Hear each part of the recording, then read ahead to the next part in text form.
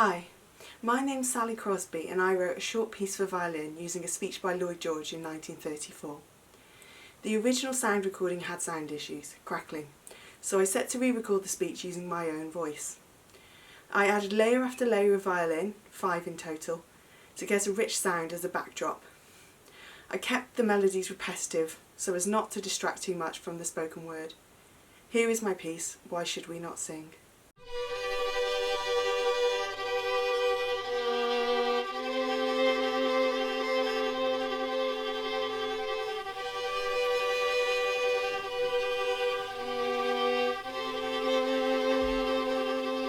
Why should we not sing during the war? Why especially should we not sing at this stage of the war? The blinds of Britain are not down yet, nor are they likely to be. The honour of Britain is not dead, her might is not broken, her destiny is not fulfilled, her ideals have not been shattered by her enemies. She's more than alive. She's more than potent. She's greater than she ever was. Her dominions are wider. Her influence is deeper. Her purpose is more exalted than ever. Why should her children not sing? I know war means suffering. War means sorrow. Darkness has fallen on many a devoted household. But it has been ordained that the best singer amongst the birds of Britain should give its song in the night. And according to legend, that sweet song is one of triumph over pain. There are no nightingales this side of the Severn.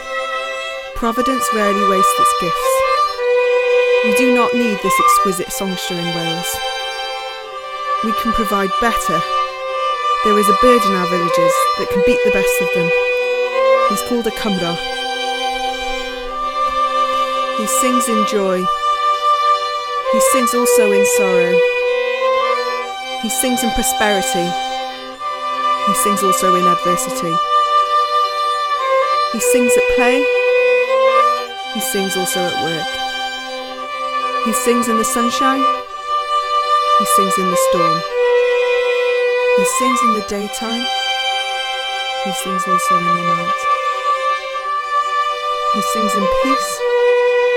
Why should he not sing in war? Hundreds of wars have swept over these hills, but the harp of Wales has never yet been silenced by one of them.